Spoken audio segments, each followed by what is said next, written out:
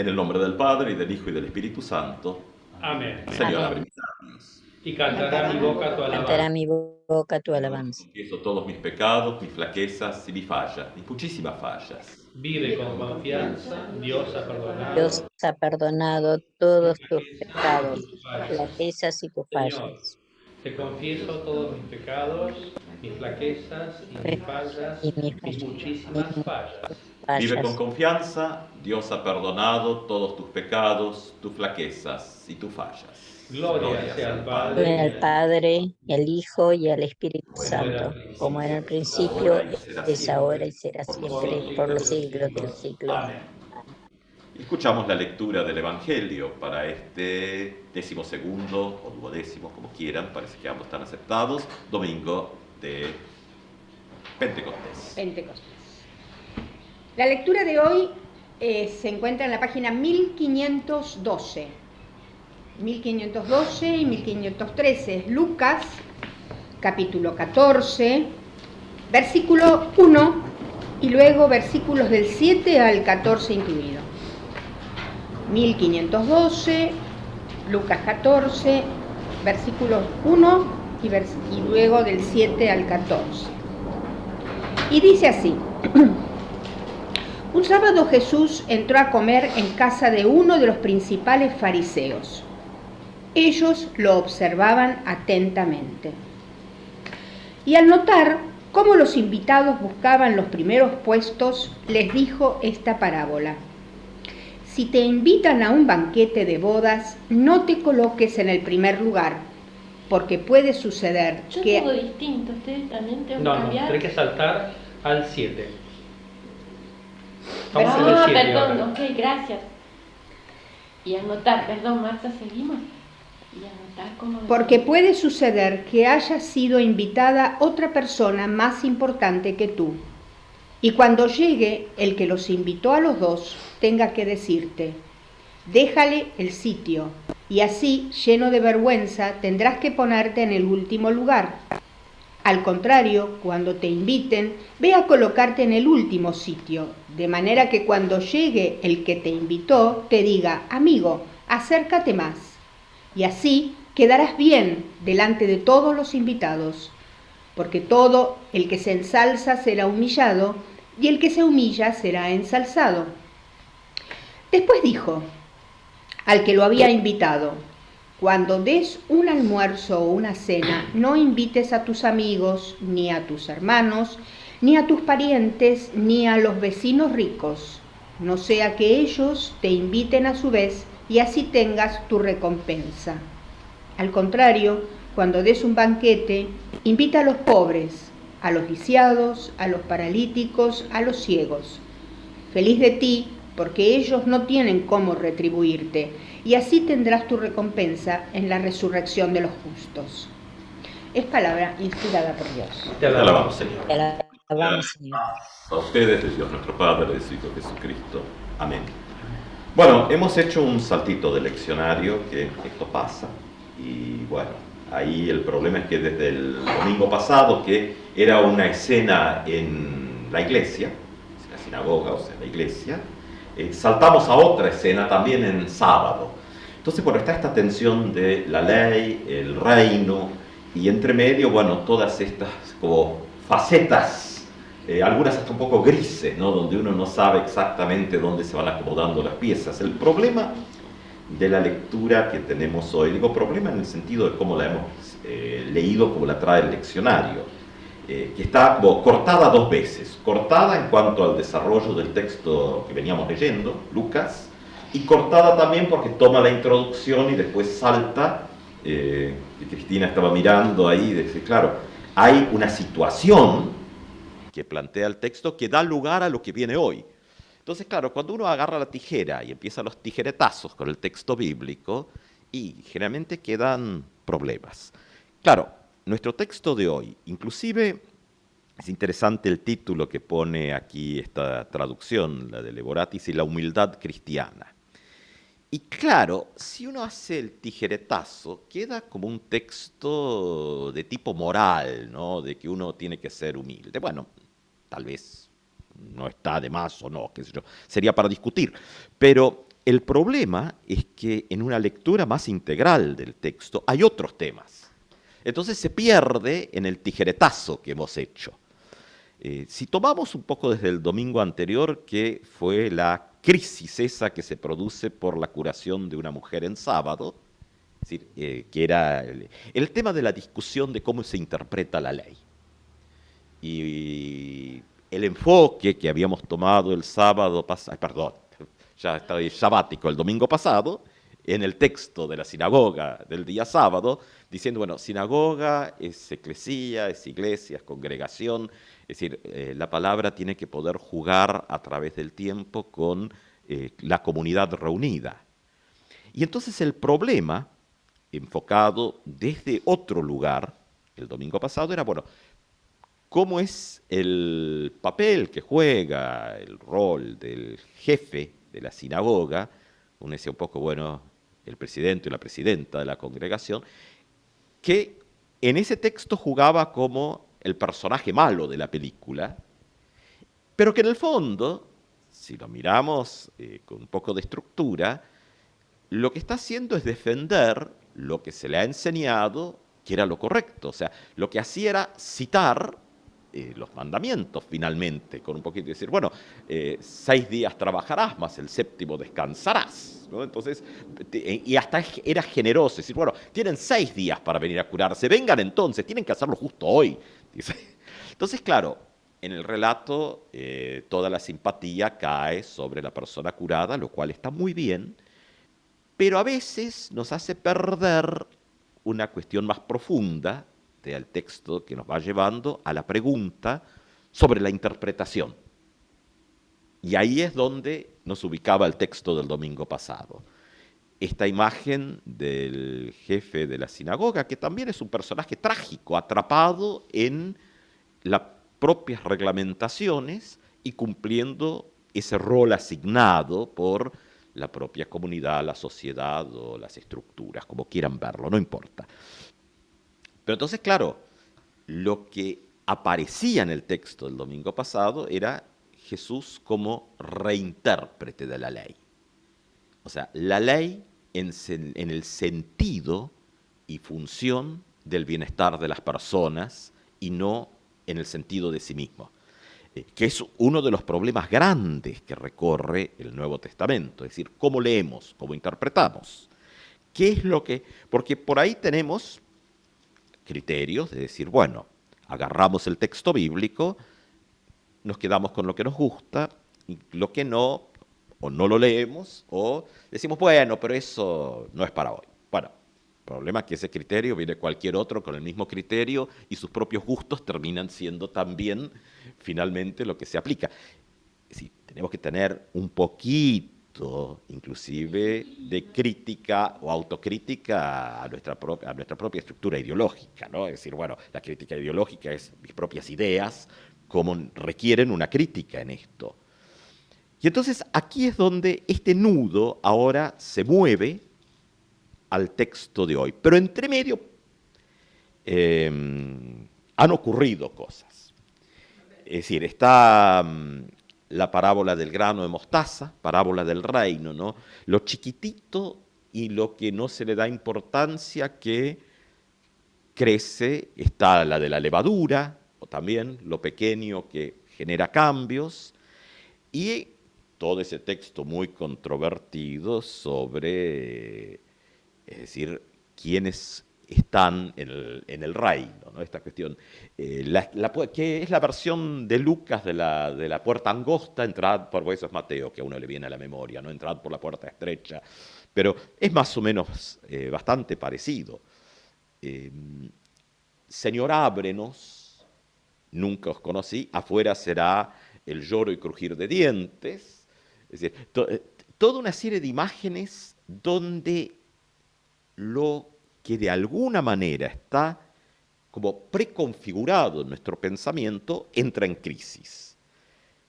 Bueno, está lo de Herodes, el reproche de Jesús a la ciudad santa, Jerusalén, Jerusalén, ¿no? A ver cómo era, que matas a los profetas y apedreas a los que te son enviados. Bueno, a todas las ciudades santas, ¿no? Bueno, acá le tocó el turno a Jerusalén, pero bueno. Y ahora, nuevamente sábado, pero una comida en la casa de uno de los principales. Y hay nuevamente la discusión sobre si es posible curar en sábado, que ese era el pedacito de texto que nos faltaba. Jesús cura al enfermo y, bueno, el texto dice, lo despide, hay que leer esto positivamente. Y tampoco el texto está claro si la persona que está enferma ahí era parte de los invitados o no. Por lo visto el texto ni le interesa. Le dice nuevamente, retomando lo anterior, bueno, ¿quién de ustedes? Bueno, no, acá dice, ¿acaso no se saca enseguida del pozo, si se cae a un pozo, su hijo o un buey? A esto no pudieron responder. Claro, y ahora viene nuestro texto de hoy, que justamente cuando uno lo pone en este ámbito un poco más grande, y que después de lo que hemos leído viene la parábola de los invitados descorteses, tenemos este relato. Es raro porque el texto que hemos compartido dice, al notar que los invitados buscaban los primeros puestos, les dijo esta parábola. Pero no es una parábola. Lo que viene después es una recomendación, si te invitan. Una parábola es algo que de manera más bien indirecta, o con un relato, que yo, la oveja perdida, la moneda, el grano de mostaza, la levadura, bueno, que de alguna manera, como por encima, uno llega a algo a través de manera bastante indirecta. Entonces, no, esto es bastante directo, dice, no te vayas a sentar al mejor lugar porque va a venir uno más importante que vos, te van a sacar como chicharra de un ala y como el resto va a estar ocupado, vas a terminar en el fondo. Entonces, claro, uno puede leer el texto con esa mirada de una recomendación casi moral de lo bueno de la humildad, que tal vez no está de más. Pero, como está puesto en un ámbito que tiene que ver con el reino, porque inclusive, si hubiésemos seguido leyendo un versículo más, el 15 dice así, o se lee así. Al oír estas palabras, o sea, lo que hemos puesto en común en la lectura, uno de los invitados le dijo, feliz el que se siente a la mesa en el reino de Dios. Y Jesús ahí sí, sácate una parábola dramática, donde los que son invitados finalmente son los que no van y los que no fueron invitados terminan adentro. Bueno, estamos en escenarios donde, especialmente en el Evangelio según San Lucas, Lucas le pone un acento a esto de las comidas, y tal vez no son tanto nuestras comidas hogareñas o lo que tenemos más cerca, sino estas comidas muy estructuradas, como también modelos de época, quiénes están, quiénes no están, o sea, son comidas altamente políticas, claro, quién se sienta dónde y qué tipo de transacciones también se hace en la mesa. Más allá de que sea o no sábado, no sabemos, pero quien se sienta en la mesa ya está haciendo una transacción de espacios de poder en la comunidad. Por eso están tan interesados, arrancaba Jesús en este relato observando, ¿no? Y al notar cómo los invitados buscaban los primeros puestos, bueno, no es algo que sea muy distinto a hoy en día. Es decir, los vínculos en los espacios de poder, bueno, siguen siendo importantes. Y también uno ve que hay ciertas cosas que solo se resuelven en esos vínculos. O sea, los ideales a veces que se tienen de un montón de cosas, uno dice, bueno, funcionan más o menos, porque hay mesas donde se terminan resolviendo las cosas que deberían resolverse en otros ámbitos. Entonces, claro, lo que está trayendo Jesús es también otra mirada de esas mesas. Entonces, no necesariamente tenemos que confundirlo con la mesa familiar. Puede ser que sí, pero no necesariamente. O sea, mesa familiar debe quedar poco y nada hoy en día, pero la no mesa también es una mesa en su ausencia. Es decir, quién reparte, cómo reparte, qué se juega, es decir, en las relaciones interfamiliares, lo que se ve y lo que no se ve, lo que se oculta. Es decir, entonces, esta mesa que juega cuestiones de poder, también entra en crisis con las palabras de Jesús. ¿Quiénes participan? Porque claro, es la mesa de un banquete. Entonces, ¿quiénes serán los invitados en esto que Jesús dice? Porque por un lado hay palabras para los comensales y por el otro lado hay palabras para quien invita. Finalmente, por supuesto, de esto, porque estamos en un gran bloque lucano sobre el tema del reino de Dios, esta imagen de reinado de Dios tiene que ver con el lugar de los que no tienen lugar. Porque terminaba esto diciendo, al contrario, cuando des un banquete, invita a los pobres, a los lisiados, a los paralíticos, a los ciegos. Feliz de ti, porque ellos no tienen cómo retribuirte y así tendrás tu recompensa en la resurrección de los justos. Un modelo bastante tradicional antiguo del texto bíblico, ¿no? Ahora, hace una contrapartida entre este grupo, paralíticos, ciegos, los lisiados y los pobres, con los parientes al comienzo, ¿no? Cuando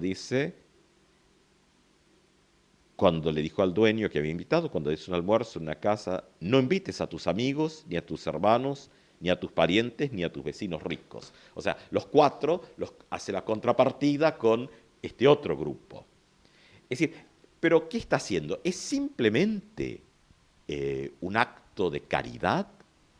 No, está desarmando un concepto de cómo los seres humanos utilizamos a nuestro propio beneficio el poder y los espacios. Y la propuesta del reino, o su consecuencia, tal vez deberíamos decir, sería más correcto, es que esos espacios que existen, porque la mesa sigue estando, es decir, no estamos hablando de la mesa eterna del reino, sino las mesas concretas de este mundo, estén al servicio del bienestar y de la inclusión, diríamos, un término un poco más moderno a esto, de aquellos y aquellas que quedan afuera por amplias causas. Es decir, es desarmar un modelo de la mesa del poder entre los amigos, para pocos, la mesa de la política, la mesa de la economía. Bueno, cada uno póngale el condimento que quiera, para la mesa grande, que incorpore a aquellos y aquellas que no tienen cómo, dice el texto, y eso, claro, uno puede leerlo a la inversa. También el texto que viene diciendo, desde antemano, bueno, ¿quiénes son los que quedan en el reino? Y los que han pensado que sí, que comiencen a golpear la puerta. Estoy leyendo en el capítulo anterior, ¿no? De Señor, ábrenos, y él responderá, no sé de dónde son ustedes. Entonces, hemos comido y bebido contigo y tú enseñaste en nuestras plazas, pero él les dirá, no sé de dónde son ustedes, apártense de mí todos los que hacen el mal, ¿no? Es decir, no estamos hablando en una relación totalmente fuera de nuestro mundo, sino que lo que ocurre también como consecuencia, y acá está el problema para la comunidad de fe. En este caso, lo que se está planteando es, bueno, ¿dónde está la consecuencia de la fe y del Evangelio si de pronto somos parte de las mesas del poder y no de las mesas de la solidaridad y de la transformación de esas mesas? Es la pregunta que se genera. Históricamente, la iglesia del primer siglo tendría sus dificultades, pero en el tiempo, la iglesia cristiana en su generalidad grande tendió, en lugar de ser un mensaje transformador de estas mesas, al estilo de Jesús, de ver si podía sentarse lo más cerca posible de la cabecera, sino quedarse con la cabecera en lo posible. Eso sería mejor. Claro. Entonces la pregunta es, bueno, esto, es decir, estas prácticas, inclusive una fuerte crítica a la propia comunidad de fe a través de los tiempos, ¿estas prácticas son consecuentes con las palabras de Jesús, o son más consecuentes con la mesa donde se está disputando los espacios de poder. ¿Sí? ¿Dónde estamos en esto como comunidades, como personas? Y entonces el texto deja de tener un sesgo moralista de que hay que ser humilde, sino decir, bueno, no, hay que ser transformadores de la historia, porque justamente esta fe que se comparte es transformadora de esos modelos que son los que mantienen a muchos justamente relegados, sin espacio, sin lo necesario para la vida. Que así sea. Amén.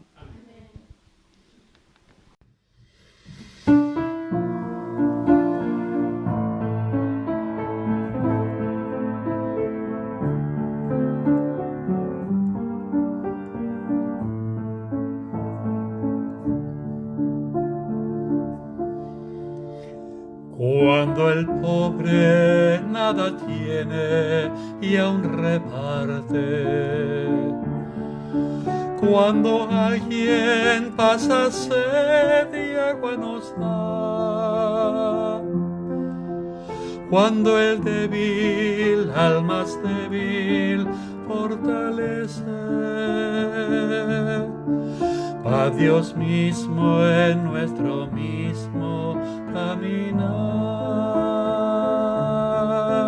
va Dios mismo en nuestro mismo caminar. Cuando alguien sufre y logra su consuelo, cuando espera y no se cansa de esperar, cuando amamos aunque el odio nos rodee, va Dios mismo en nuestro mismo caminar, va Dios mismo en nuestro mismo caminar. Cuando crece la alegría y nos inunda, cuando dice nuestros labios la verdad, cuando amamos el sentir de los sencillos, va Dios mismo en nuestro mismo caminar, va Dios mismo en nuestro mismo caminar. Cuando abunda el bien y todos lo comparten, cuando alguien donde hay guerra pone paz, cuando hermano le llamamos al extraño, va Dios mismo en nuestro mismo caminar, va Dios mismo en nuestro mismo